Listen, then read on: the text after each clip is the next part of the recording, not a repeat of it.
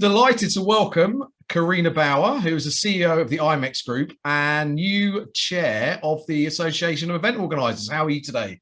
I'm very good. Thank you very much. So this is the second time that you've appeared on my show. So thank you. And actually, you're the only person to appear twice so far. So. Well, I'm very honoured. Thank you. I don't know if that's an accolade that is a positive, but anyway, it's the thing. So congratulations on, I guess, finally taking up the new role, because with the AEO, you sort of know quite far in advance because you were. Yes, you know, about a year in advance. Yeah. Right. So you've had a year to think about it. You didn't want to do a U-turn. Yeah. I thought about that. But... well done for committing to it. For those that aren't aware, I'm sure most people are, but there's always a few, and I like my programs to be educational. Can you just bring to life the AEO to start off with? Yeah, sure. I mean, the AEO is the trade body that represents the UK event industry, business event industry, really, in all its forms. Traditionally, we've obviously been heavily dominated by the trade shows, but we do have a lot of sort of conference and event organisers as well in the ranks. And really, the past year in particular, it's really been about representing the industry to government and working through the EIA with the broader industry, with our supplier members and the venues as well. And so, yes, it's a normal membership organisation, sure. And it's a great community.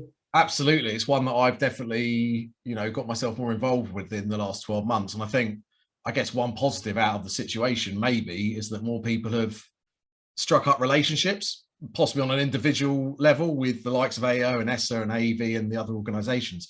The role of chair, bring that to life. What's the role? Yeah, so we have, the AEO has a council of about 20 people, and the purpose of that council really is to guide and direct the work of the association, in particular the executive team that's led by Chris Keith, the CEO. Sure. And so as chair, you're really leading up that group of 20 on the council. And you're sort of a sounding board for the CEO, as well as providing direction from the board for the CEO. And that's really, the purpose of it. And of course, a chair can impose to a degree their own ideas, but really, I'm the person who needs to represent those other 20 to sure. The staff team, who then perform the work of the association. Okay. And does it frustrate you still that we talk about it's a news story potentially when a female was appointed as a chair, or do you think we should have got over that by now? Because I've seen a lot of commentary and some comments on LinkedIn. Great, there's a woman at the chair, and obviously Julie Driscoll of Hive is the vice chair. Does it frustrate you? It's still a thing? It doesn't frustrate me. I guess it would be great when when that becomes a non-issue. Then we'll know that really we've kind of succeeded in terms of true diversity, whether that's female, whether it's BAME, whatever that inclusivity is. If we don't need to talk about it, that's probably a good thing. Sure. But the reality is it is still unusual. I think I'm the second female chair. Julie will be the third in 100 years. Yeah. And the industry has traditionally been quite male dominated, especially in the leadership positions. And so I understand why we are still talking about it, and maybe in a few years it will just become that non-issue, and I think we'll all be very happy for that. Yeah, absolutely. And representation generally, you touched upon it, not just from a gender, but from the BAME community and other, I guess, minorities. What can the AEO do to, I guess, improve, if that's the right word, or engineer an outcome where there's more representation from minorities? I think that's really important. I think that's one of the things as an industry. It's not just about the AEO. The AEO can obviously drive it and lead it, but as an industry, we need to take a bit more seriously, because the AEO, at the end of the day, is a reflection of our industry. And so if there's a lack of representation, be that gender, be that ethnic minorities, I think there is a lack of representation in the industry as a whole, and I think we need to do a better job at providing a clearly safe environment for people who maybe don't recognize themselves in the industry. Make it clear that they are welcomed into this industry and help them to develop within the industry as well. There is obviously things that maybe some short-term things that we can do to improve that representation. I always think, from having done a fair bit with sort of female leadership, that it's really important that younger people coming through can see themselves in those leadership positions in order to aspire to them. And I suspect that that's very similar sort of in ethnic minorities as well. So you need to have those role models, essentially. So I think as an AEO, that's probably what we can do in the shorter term, is be more forceful about creating those role models. But in the longer term, it really is about who we're attracting into the industry and how we give a genuine opportunity for everybody to flourish. Sure. And we're going to come on and talk about talent in a minute. I think, hopefully you'd agree, I guess, one of the, again, positives, if you like, that's come through the pandemic is that people have stopped to think about things like, representation from other minorities and also sustainability. And it sort of, I guess, falls under the umbrella, not to be Boris Johnson, but building back better, I guess, in terms of those things. So Chris Skeeth, the CEO of the AEO, was awarded an MBE a few weeks ago in the New Year's Honours list. How do you think the AEO has performed during the pandemic? I think they've done a brilliant job. I mean, I don't think Chris and his team could have worked harder, been more dedicated, or done more than they have for the industry. Every waking moment that Chris has had since March 2020 has been about representing the industry to government, lobbying for what his members needed, and turning around information and data that was and questions coming at him from government on a daily basis, often with a very short turnaround. So I think they've done a fantastic job. I think from the fact of what you said, which is over this period, more people have been attracted to membership organizations like the AEO, have developed a relationship not just with the organization but with other members within the organization, and really found true value in doing that, whether that was because they want to get something off their chest, or they just needed that support, they wanted to understand what other people were doing. That's where the value has really shone, and that together with the lobbying, I think they've done a great job. And this, to be, is at a time when they didn't know what the membership dues were going to be, where we lost all the revenue from events, and most of the revenue comes from either membership or events. So I think the job they've done has been actually extraordinary, and it has taken a long time, but they have achieved a lot for the industry as well. The industry is now being recognised in government. We are being included. There's the insurance scheme, which was a massive effort to get that over the line. And I know it's been frustrating for people to watch it, but we are starting with almost zero base. People didn't even know really what a trade show was. What's the difference between a festival and a business event, for example? So I think they've done an amazing job. There's still lots to do, but I couldn't be sort of prouder of being associated with the AEO at this point in time. Sure, and there's also a lot of work that goes on behind the scenes that we don't hear about. Obviously, the confidential conversations that happen with the likes of DCMS and other government departments.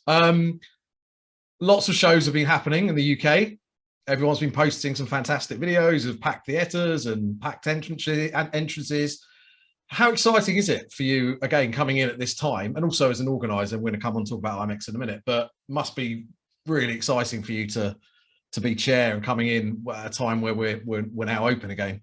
Yeah, absolutely. I mean, I think for all of us in the industry, just seeing shows opening is just so fantastic, and just knowing what that means for the industry, for people's individual livelihoods, it's really fantastic to see that. And it is a testament to the work that's gone on, that we're seeing that now here, because it's not happening everywhere.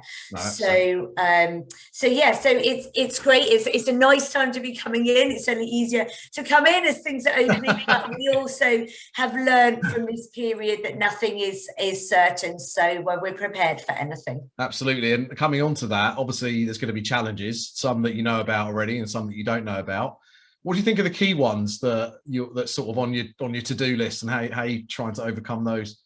Well, I think there are a few things that we're looking at the moment. One of them is obviously maintaining that level of engagement with government, so that if, say, case numbers go up, if they start to get worried, that they have a true understanding that us as an industry, that we can run safe events even during that period. So really it's about staying open. That's sort of step one. Step two is obviously planning a little bit more for the future. So as we start to learn to live with COVID, hopefully come through this crisis period, that what are we really going to focus on in terms of our lobbying efforts and those sort of more strategic goals, to make sure that when the next crisis comes, and it will, whether it's 2 years or 10 years, that we're sort of prepared for that. And the other thing that we're focusing on a lot, together with some of the other UK and global associations, is sustainability. We've got COP coming to Glasgow in a few weeks. As an industry, as we become more known as an industry, and we want to be, the spotlight will also be shone upon us in terms of our sustainability record. And so it's really important as an industry that we commit to net zero and have a plan in place for delivering that over the short and longer term. And then finally, I think diversity and inclusion as well over the longer term will be important. Sure, lots to keep you busy. Unfortunately, a lot of people were made redundant, and a chunk of those have disappeared from the industry, haven't come back yet, and may not come back. And lots of people I talk to are obviously now trying to rehire, and it's difficult. There seems to be a lack of candidates that they want out there. What can the AEO do to sort of help, from an industry perspective, retain and attract talent? I think a part of it, of course, is really promoting the value of being in this industry. We perhaps didn't need to do that so much previously, but with the impact that COVID has had on our industry, I do think it's important that we communicate what a great industry it is, and that you can still have a successful career in this industry, and that there are career pathways. And I think that is going to be important over the coming months and years, to be honest, in terms of both retaining talent and attracting talent back in, and hopefully providing a pathway, if you like, from university or even A levels all the way through. And that's a long-term game, really.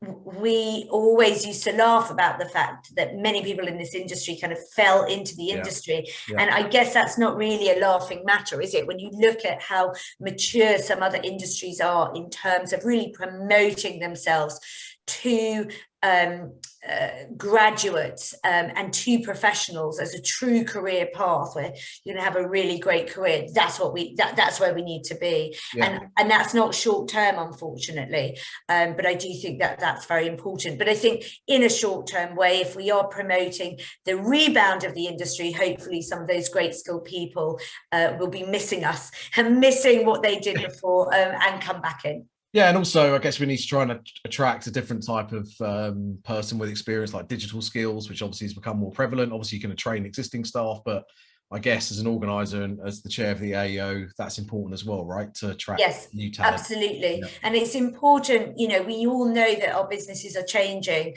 There is a great working group actually focused on talent, and it's important that we listen to them and understand from the membership what the new skills are, so that we can give that guidance as well. Sure. And it's the AEO centenary, so 100 years. So you've got a party and awards coming up in December. Tell us about that. For those out there who haven't been to an Aeo Awards event before, they're always joyous, celebratory events. They usually take place in the summer. Obviously, we've had that cancelled twice. So we're going to combine the Aeo Awards together with the centenary party on the 10th of December at the NEC, and it's a lunchtime and afternoon event so that people can sort of, from wherever they are in the country, hopefully get there quite easily and Sure. get back as well for their Friday evening. And, you know, I just think it's going to be an amazing celebration of, hopefully, we're reopen again as an industry. It's been 100 years, really allowing the membership to reconnect with each other as well. And we have some really great awards as well. All the awards have been rethought, so that people can really enter them for anything that they've been doing over the past few years, for 2 years. And there's also some really fantastic personal awards, so Indomitable Spirit or Unsung Hero, and I really love those awards as well. So I'd encourage people to look on the Centenary website on those awards. The deadline for applying for those is the 8th of October, and then also to book, obviously, your tickets and tables for the 10th of December. Perfect, and I'll put all the links in the post. Thank you. Hopefully people will see that. Going to move on to Imex. So swap hats for a minute. Sure. Obviously, you're the CEO of the Imex Group. Again, same question I asked you about the AEO. For people that aren't aware, can you just briefly bring Imex to life, please? Sure. So, I mean, we're a small family business. We run 2 trade shows each year in the global business events market. Our spring show is in Frankfurt and our fall show is in Las Vegas. So we're currently working towards Imex America in Las Vegas in November. And really, we have our exhibitors are destinations, countries, cities, convention centres, hotel groups, anybody really supplying services for the business events industry. Sure. And I know, because I've been on it a number of times, that you've launched Imex Buzz Hub, which I guess is your digital community. Yeah. And lots of organisers have done that. And it's interesting, correct me if I'm wrong, you're giving away the content for free. Yes. Some organisers I talk to are seeing it as a separate revenue model, revenue generative. Why have you gone down that route, and how has it been received generally? And you know, what's the reason for it? Yeah, I think, well, when the pandemic first hit, obviously we are a trade show for the business events industry. So, you know, we're not a trade show for an industry that wasn't negatively impacted by the pandemic. And so we felt very strongly that our job during this period was to keep our community together, to help our community to regroup, to reskill, to be inspired, and to just have an opportunity to be together when and where they could. And so that was the option that we took, because we didn't want to, and we didn't, it didn't really fit, doesn't fit with our general business model. We don't actually, at the shows, we have maybe 200 educational sessions, which we don't charge for. Sure. And so it fits with our business model better, that if we're doing education, that is really as a service to the industry, and we wanted to retain that. Sure. And is it, you know, hopefully your show's going to go ahead and be fantastic and be back to live. Is it something you're going to continue with? Well, that's a great question. We haven't decided, Right. if I'm honest. What we're doing, we're morphing we're utilising the Imex Buzz Hub for Imex America as a platform to broadcast content from the show. So it would be great to sort of test that. It is a broadcast. We've got a studio being built on the show floor, and we'll have 2 days of content broadcast from the show floor. And so I think for people that aren't able to get there, or even if they want to watch it later, that would be a good opportunity for them to do so. And once we've tested that, then I think we'll have a better idea of how we want to utilize the platform in 2022. Yeah, it makes sense. I mean, committing to something at this stage when you haven't returned to physical, I guess, is a tough one. So you've just come back from the States. Tell us about that. I know, I felt very privileged to be in the States. So I was able to get a national interest exemption in late July, and I travelled a couple of weeks ago. How does that work, actually? Sorry to interrupt you, because other people have said that, but some people haven't managed to get it. Just bring that to life a little bit. How does that? What is that, and how come you managed? Yeah, so I mean, obviously the US has just announced that they'll be reopening borders from November. So I don't know what they're going to be doing with national interest exemptions.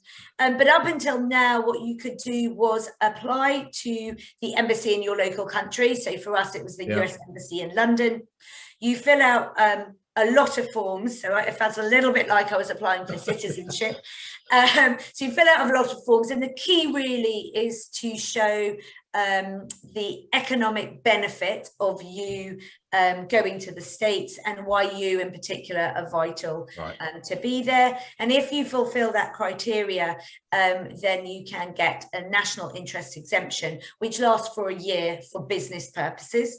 And so I was able to travel in on that basis and go to, I'm also on the board of a trade association called SITE, which is the Society of Incentive Travel Executives. So we had our board meetings and our largest fundraiser, and then I was able to also go to Las Vegas and do site visits and meetings, and obviously hadn't been there since January 2020. So it was just fantastic. It was great to be back on that side of the pond. Obviously used to traveling there a lot and do a lot of work there, have a lot of friends and colleagues there, but it was just so efficient to be in Las Vegas, be with our partners and the venue, and you kind of remember how much easier it is to be on site doing these meetings, walking the venue with the team there, rather than all these Zoom calls. And we've managed to keep things going, haven't we, on Zoom? But it's not the same. No, sure. And I guess there's nothing like, people can tell you like this, we're going to support you and this, that, and the other. But for Frank, there's nothing like actually going to see someone and getting their commitment and buy-in, and you looking them in the eye and actually feeling it. So I guess that must have been really exciting. Yeah, it was. It was absolutely fantastic. And it was just a great buzz actually to be back in Las Vegas. And they've been fantastic to us over 10 years, and it was really nice to go and see them. So we're sitting here on the 21st of September for those that are maybe watching it or listen to it later, and there was just an announcement yesterday or the day before from President Biden about that he's going to hopefully let UK travellers back into the States. Is that going to come in time for your event? Well, we very much hope so. So the announcement was actually that any travellers who are vaccinated and who've had a negative COVID test can travel into the States from early November. Our show is the 9th to the 11th of November. So as always with these politicians, they don't like to give details on the spot. So we're waiting and hoping that early November means what it says on the tin. And either way, it's a positive development, right? It's an incredibly positive development, and not one that we had really expected to happen. We were hopeful, but we were starting to lose a bit of hope, if I'm honest. So so we're delighted, and hopefully in the next few days the date will be confirmed. And for us that's massive, because our shows are not regional shows. They are global shows in Europe and global shows in America. And we have literally hundreds of buyers and exhibitors waiting on the sidelines, waiting to book tickets and come into the show. So we're actually enormously grateful that so much of our community has registered and are sitting, we're prepared to sit and wait and watch.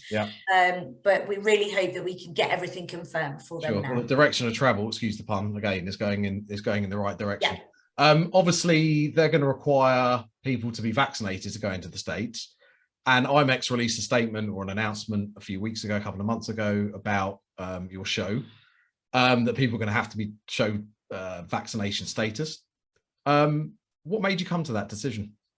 Yeah, really, it was with talking to our big exhibitors and big buyer groups about what would make them most comfortable to be in the show. Obviously, there are a raft of safety provisions that we can all put in place, and it's a layered approach. So you put in many of those provisions to just keep people genuinely as safe as you can, and keep people comfortable as well. And we could see that the direction of travel in the States and in Las Vegas in particular was going towards the requirement for vaccines for shows. So, for example, the stadium, the NFL stadium in Las Vegas is requiring vaccinations. Right. The largest show in Las Vegas, or maybe in the US, CES, which is in January, announced vaccinations only. And for us, we just felt that was the best way for us to keep a safest possible environment. Yeah. It's a bold move because obviously, there are commercial considerations, let's face it, as well as obviously wanting to keep everyone safe. Have you had any pushback, any negative response? So, I mean, overwhelmingly positive response, sure. I would say. But of course, not everybody likes that. Not everybody's happy about it. But I would say that it's quite a minority, both in terms of emails in, phone calls, sure. or what we've seen on social media. I think the reality is about also knowing your industry, isn't it? We're an industry, the business events industry, who travel and who run business events. Sure. And therefore, we knew going into that from the data that's been collected that the vast majority of people in our industry are vaccinated. We do feel genuinely for those people who can't have a vaccine for whatever reason. There is that small minority who have some medical exemptions. But for this year, we're not able to sort of accept exemptions. Hopefully that won't be forever. And, the governor of Nevada as well has been very clear that he's sort of advising organisers to do this, and then there's the possibility of getting a license to not have mask wearing inside your events. So the direction for travel there is a little bit different to here, where it's really being pushed, and we've gone along with that guidance. Sure, so it's a watching brief as well. I guess these things aren't set in stone. Just coming to the end, recently on the Imex Buzz Hub, there was a webinar on the future of events. So things like hybrid and sustainability, and the fact that you can't no longer expect people to be in a venue for a few days sort of came up. I saw that on a sort of mood board. Do you concur with that? What's your views generally in terms of how we're going to get on over maybe the next 12, 24 months? I think all of these, well, on sustainability, I agree with that. I think whatever kind of event you're running, that's got to be near the top of your agenda. Otherwise, I think you're in trouble in the next few years. You've got to look forward to, what might come down the line, and sustainability is coming fast for us. I think in terms of hybrid, in terms of length of events, all of these trends, I think you've got to really think through what's relevant for your kind of event. Not everything is relevant for every type of event. And I think that's very important. Sure. For us, for example, on hybrid, we've decided not to go hybrid for our trade show, but more on the broadcast route. In terms of length of time for an event, I think, it's more about how you design your event. I think we need to be much more strategic with making sure that our events are designed for the outcomes that they're intended to produce.